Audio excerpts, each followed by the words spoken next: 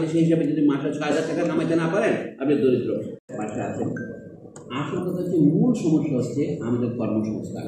এই যে কোটা আন্দোলন যেখান থেকে এই এক দফা আন্দোলন শুরু হলো তার গোড়াও মূলত কর্মসংস্থান, শিক্ষিত কর্মসংস্থান। কিন্তু যারা আমাদের দেশের ভিত্তিক শ্রমিক, আমাদের কৃষক, আমাদের কারখানা শ্রমিক, তাদের ন্যূনতম মজুরি অর্থনৈতিক কর্মকাণ্ড না থাকলে কিছুই হবে না। কিন্তু সেই ব্যাপারে আমরা এখনো সরকারের কিছু শুনিনি। আমার মনে হয় যদি আপনি কেমন বাংলাদেশ চাই, সেখানে বাংলাদেশের ন্যূনতম মজুরি আর ঊর্ধ্বতম মজুরির মধ্যে ব্যবধান কয় হাজার গুণ হবে, এটা কমিয়ে আনা দরকার। ন্যূনতম মজুরি হবে এমন মজুরি হওয়া উচিত যেখানে সভ্য মানুষ থাকে। এই যে আমরা যেটা বলেছি, ধরেন আন্তর্জাতিক যে দারিদ্র রেখার সীমা, মার্কিন দেশে বলছে একজন মানুষ এক পরিবার, তার যদি বার্ষিক আয় এখন $13,500 না হয় তাহলে তাকে দরিদ্র বলা হয় মার্কিন দেশে। এটা তাদের আন্তর্জাতিক এবং মার্কিন না। আমাদের দেশে যে হিসাব করে দেখবেন এখন $2.15 হিসেবে দৈনিক মোট $880 মতো না হলে আপনাকে গরিব বলা হয়।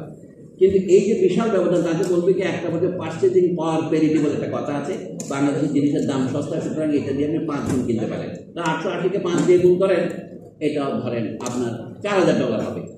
তাহলে বাংলাদেশের 4,000, মার্কিন দেশে $13,500, একই পার্চেজিং পাওয়ারে। এইটা কেন? এই যে জাতীয় দারিদ্র সীমা দেখা এক এক দেশে একরকম করে। যদি আপনি মার্কিন দারিদ্র সীমা অনুসারে বাংলাদেশের দারিদ্র সীমা মাপেন, পার্চেজিং পাওয়ার পেরিটির সাপেক্ষে কমপক্ষে আমাদের 3 গুণ বেশি তাদের, মানে অর্থাৎ আমাদের যে 3 গুণ বেশি তোলে, দেখবেন কেন 80% জন লোক দারিদ্র সীমা নিচে বাস করে। সেই বাংলাদেশকে আমরা চাই। আমরা দারিদ্র্যমুক্ত বাংলাদেশ চাই, কিন্তু এরকম মিথ্যা ভুয়া দারিদ্র সীমা রেখা দিয়ে এটা আপনি কাকে প্রতারিত করছেন? বর্তমানে সমস্ত সরকার, বিশ্ব ব্যাংক, IMF, মার্কিন যুক্তরাষ্ট্র সহ সকলে এই তদবির করছে যে আপনারা বলেন আপনাদের দারিদ্র সীমা নিচে লোক 20 জন, কোন অর্থে? দৈনিক $2.15 যার নাই তাকে দরিদ্র ধরবে, এই হয়। মানে বাংলাদেশি হিসাবে যদি মাসে ৬,০০০ টাকা কামাইতে না পারেন আপনি দরিদ্র। ৬,০০০ টাকা কামাইতে পারে না, সেই পরিমাণ ক্যালোরি ভোগ করতে পারে না, এমন লোকের সংখ্যা তারা বলছে 20 জন। আমি যে এটা 18,000 টাকা করতেন, তাহলে দেখি যে বাংলাদেশ 70-80 জন দারিদ্র সীমা দিচ্ছে। এই বিষয়ে কোনো কথা নাই। আমি এরকম দারিদ্র মুক্ত বাংলাদেশ